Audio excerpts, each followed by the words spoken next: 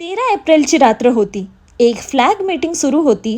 त्यात चायनीज ऑफिसरनी आपल्या इंडियन कमांडरला म्हणाले, तुम्ही त्या तुमच्या सैनिकाला सांगून ठेवा जो रात्री सफेद घोड्यावर आमच्या साईडला येतो. इंडियन ऑफिसर मिश्किलपणे हसले, कारण त्यांना माहिती होतं की त्या डायरेक्शन मध्ये पेट्रोलही नव्हतं आणि कोणत्या सैनिकाकडे सफेद घोडा पण नव्हता. पण एक सैनिक नक्की होता, एक मेलेला सैनिक, ज्यांनी मेल्यावरही आपली ड्युटी नाही सोडली. आज आपण बोलणार आहोत एका अशा सैनिकाबद्दल जे 1968 मध्ये शहीद झाले, पण आजही इंडियाच्या बॉर्डरची रक्षा करत आहेत. तर आपण बोलत आहोत बाबा हरभजन सिंग यांच्याबद्दल.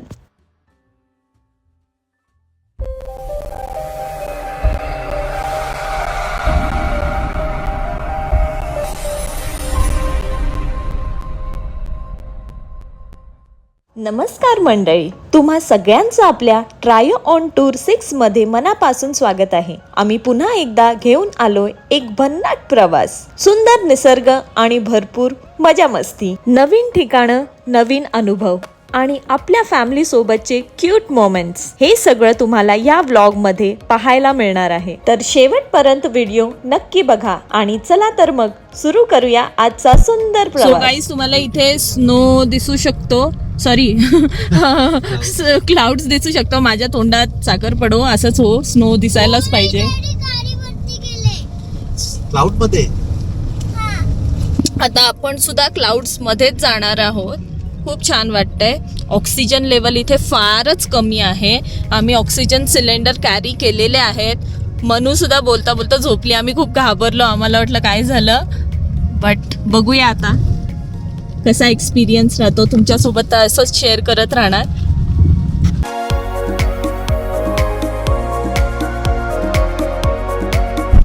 सो आता बघा, इथे खाली माउंटन्स दिसत आहेत. आम्ही त्याच्या वर आलेलो आहोत. आणि क्लाउड्स बघा, क्लाउड्स बघा एकदमच जवळ. क्लाउड्स मध्येच आपण ऑलरेडी आलेलो आहोत. ते पक्के ना ढगात जा, ते आज आम्ही एक्सपिरियन्स करतोय. खूप छान वाटतंय. अरे क्लाउडच आहे.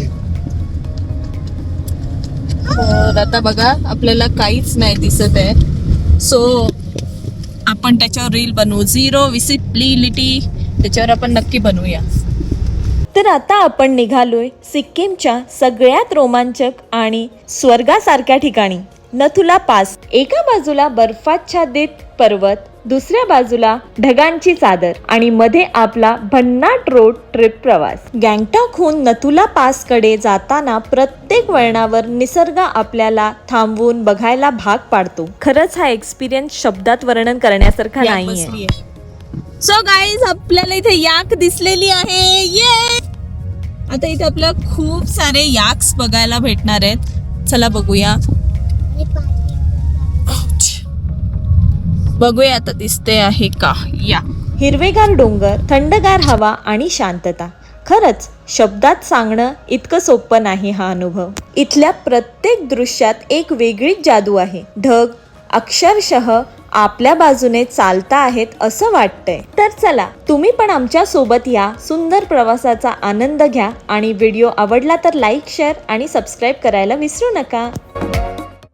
सो इकडे बघा, हा आहे बर्फाचा वॉटरफॉल, मंदाकिनी वॉटरफॉल. खूपच सुंदर आहे. इकडचं सगळ्यात सुंदर आहे. Should explore. जसं आपण वरती जातोय तशी एक्साइटमेंट पण हाय होत चालली आहे. तर या विंटर कॅपमध्ये मला मी थोडीशी पेपा पिगच्या मम्मासारखी दिसते असं वाटतंय. तर नथुला पासच्या इथे इंडिया चायना बॉर्डर सुद्धा आहे. तर तिकडे सुद्धा मी काही व्हिडिओज काढल्यात ज्या अलाउड नव्हत्या, पण तरी फोटोज पण आणलेले आहेत काढून. सो आता 3 डिग्री झालेली आहे इकडे. खूपच थंड आहे आणि बाहेर निघताच कळते. आणि बाहेर निघाल्याच नाकातून पाणी ड्रॉप यायला लागते कॉन्स्टंटली. किती पण चांगले आपण हेल्दी असतो तरी पण होतंय तसं. मला थोडी सर्दी झालेली आहे, बट कुचीला काहीच नसून पण त्याला आता थोडंसं असं वॉटरी झालं. आणि आपल्या गाडीने पण सिग्नल दिलाय की एक्स्ट्रीम कोल्ड आहे बाहेर. हे बघा, छान स्प्रिंग वॉटर बोलतो ना आपण, हिमालयन वॉटर, डायरेक्टली टँकर्स भरतात याच पाण्यात. क्लाउड बघा कसे वर चढतात. तसा स्नोचे चान्सेस कमी झालेले आहेत कारण आता ब्राईट सण आलेला आहे. आम्हाला स्नो बघायचा होता बट नाहीये.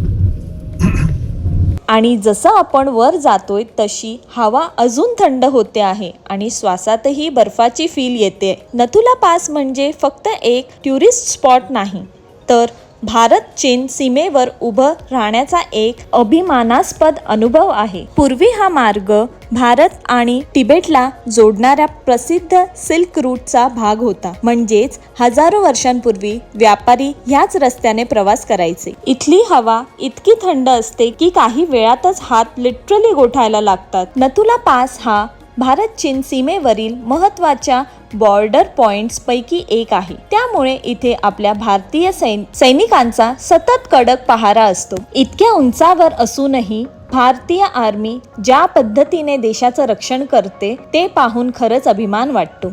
आणि आता आपण पोहोचलोय सिक्कीम मधल्या एका अतिशय सुंदर आणि शांत ठिकाणी, गुरुडोंगमार लेक. समुद्र सपाटीपासून तब्बल 17,800 फीट उंचीवर असलेलं हे लेक म्हणजे निसर्गाचा एक अद्भुत चमत्कार. चारही बाजूंनी बर्फाच्छादित पर्वत आणि मध्ये निळसर पाणी. हे दृश्य पाहिल्यावर काही क्षण शब्दात सुचत नाही. तर आपण आता लेक जवळ थांबलो कारण इथे भरपूर याक्स होते, त्याच्यावर आपण राईड सुद्धा करू शकत होतो आणि थोडे आम्हाला फोटोज सुद्धा काढायचे होते. वाय फॉर याक हे फक्त मी पुस्तकातच ऐकलं होतं आणि बघितलं होतं, तसंच मनूनी सुद्धा. त्यामुळे याक बघण्यासाठी आम्ही स्पेशली खाली उतरलो आणि आम्हाला भरपूर याक्स बघायला भेटल्या अगदी जवळून. तर ह्या लेकचा जो अर्धा भाग होता तो फ्रीज्ड होता, जो अगदी सावलीत होता, पण जिथे ऊन आलं होतं तिथे अनफ्रीज्ड व्हायला स्टार्ट झालं होतं. तर जसं मी तुम्हाला म्हणाले याकवर आपण राईड सुद्धा करू शकतो, पण तिकडे असं झालं की बर्फ होता बऱ्याचशा ठिकाणी, त्यामुळे खूप याकवरून लोक घसरत होती.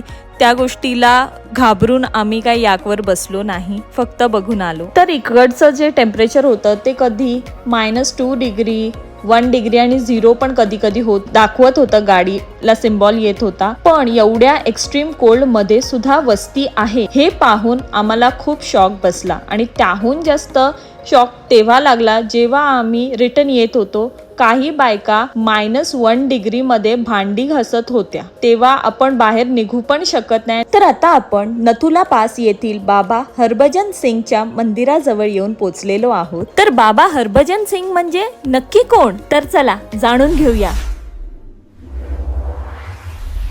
बाबा हरभजन सिंग यांची कथा नथुला पास मधली सर्वात प्रसिद्ध आणि रहस्यमय गोष्ट मानली जाते. 1968 मध्ये हरभजन सिंग हे भारतीय सैन्यात जवान होते. ते सिक्कीम मधील नथुला परिसरात ड्युटीवर होते. एका दिवशी सप्लाय घेऊन जात असताना ते घसरून खोल दरीत वाहून गेले आणि त्यांचा मृत्यू झाला, अशी अधिकृत माहिती आहे. पण त्यानंतर सुरू झाली एक वेगळीच कथा.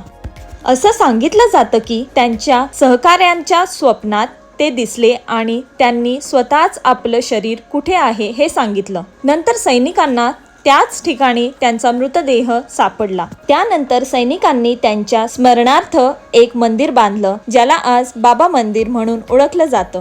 अनेक सैनिकांचा विश्वास आहे की बाबा हरभजन सिंग आजही सीमेवर आपल्या सैनिकांचं रक्षण करतात. लोककथेनुसार त्यांच्या खोलीत ठेवलेले बूट कधी कधी मातीने भरलेले दिसतात. सैनिकांना संकटाची पूर्व सूचना मिळते आणि काही कथांमध्ये चीनचे सैनिक सुद्धा त्यांच्या अस्तित्वाबद्दल आधार ठेवतात असं म्हटलं जातं. ही गोष्ट पूर्णपणे सिद्ध झालेली नाही, त्यामुळे ती एक मिलिटरी लेजंड आणि श्रद्धेची कथा म्हणूनच पाहिली जाते. पण नथुला पासला जाणाऱ्या प्रत्येकासाठी ही स्टोरी खूप भावनिक आणि रोमांचक अनुभव देणारी आहे. सीमेवर शहीद झालेला एक जवान आणि आजही आपल्या देशाचं रक्षण करत असल्याची श्रद्धा, नथुला पास मधली ही कथा अंगावर काटा आणणारी आहे. तर गाईज, तुम्हाला बाबा हरभजन सिंग यांची कथा कशी वाटली ते नक्की आम्हाला कमेंट करून सांगा. आवडली असेल तर चॅनलला सबस्क्राईब करायला विसरू नका.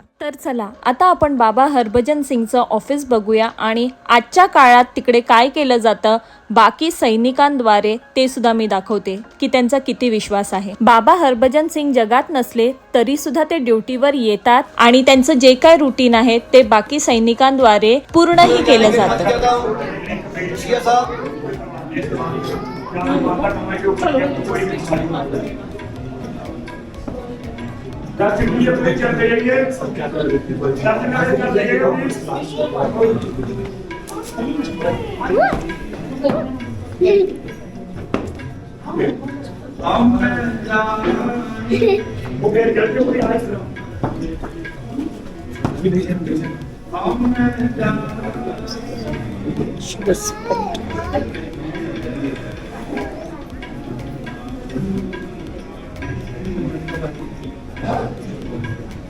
शेर साहब, आपको ऑफिस से लिविंग रूम में लेके आए, लेके होते एक नहीं एक प्रकार की गलती हुई होनी कि ध्यान परेशानी के माफ करना। शेर साहब,